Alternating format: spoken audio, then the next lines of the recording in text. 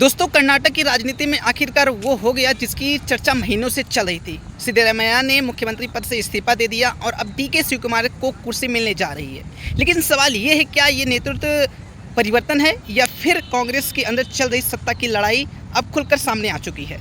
क्योंकि अगर आप पिछले 2 साल का पूरा खेल देखेंगे तो तस्वीर बहुत अलग दिखाई देती है। 2023 में कांग्रेस ने कर्नाटक जीता। जीत के बाद सबसे बड़ा सवाल था मुख्यमंत्री कौन बनेगा। एक तरफ सिद्धरामैया, पुराने अनुभवी और बड़े ओवैसी चेहरे, दूसरी तरफ डीके शिवकुमार, संगठन पर पकड़ रखने वाले ताकतवर नेता। अब कांग्रेस हाईकमान ने समझौता कराया। कहा गया पहले सिद्धरामैया, फिर 2.5 साल बाद डीके। लेकिन कहानी यहीं पलट जाती है। 2.5 साल गुजरते ही कांग्रेस के अंदर फिर वही खींचतान शुरू हो गई। बैठकें, लॉबिंग, दिल्ली दौड़, समर्थकों का दबाव और आखिरकार सिद्धरामैया को हटना पड़ा। अब जरा ये समझिए, ये वही कांग्रेस है जो बीजेपी पर हमेशा वन मैन शो और आंतरिक लोकतंत्र खत्म होने का आरोप लगाती है, लेकिन खुद उनकी हालत क्या है।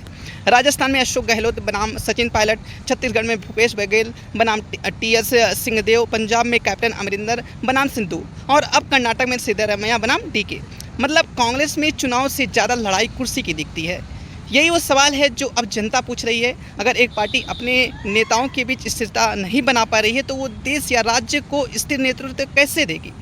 क्योंकि बीजेपी में नेतृत्व परिवर्तन हो या रणनीति, फैसला साफ दिखता है। मोदी का चेहरा, संगठन का अनुशासन और सरकार की निरंतरता। यही कारण है कि बीजेपी समर्थक सोशल मीडिया पर कह रहे हैं कांग्रेस में सरकार कम, पावर स्ट्रगल ज़्यादा चलता है। अब सोशल मीडिया पर लोग 2 हिस्सों में बटे दिख रहे हैं। कुछ लोग कह रहे हैं कि कांग्रेस ने वादा निभाया, लेकिन दूसरी तरफ बड़ी संख्या में लोग सवाल उठा रहे हैं कि अगर शुरुआत से ही समझौता था तो फिर 2 साल तक अंदर खाने तनाव क्यों चलता रहा। और सबसे दिलचस्प बात है, सिद्धरामैया खुद सार्वजनिक तौर पर कई बार कहते रहे कि फैसला हाईकमान करेगा, यानी असली ताकत आखिरकार दिल्ली में ही थी।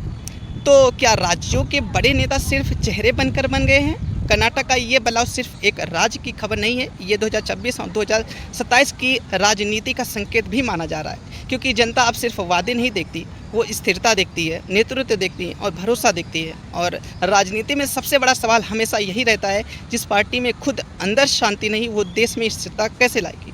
अब देखना यह है कि डीके शिवकुमार कांग्रेस को एकजुट रख पाएंगे या फिर कर्नाटक भी कांग्रेस के अंदरूनी संघर्ष का अगला बड़ा उदाहरण बनने वाला है। अपनी राय कमेंट सेक्शन में जरूर बताएं। धन्यवाद।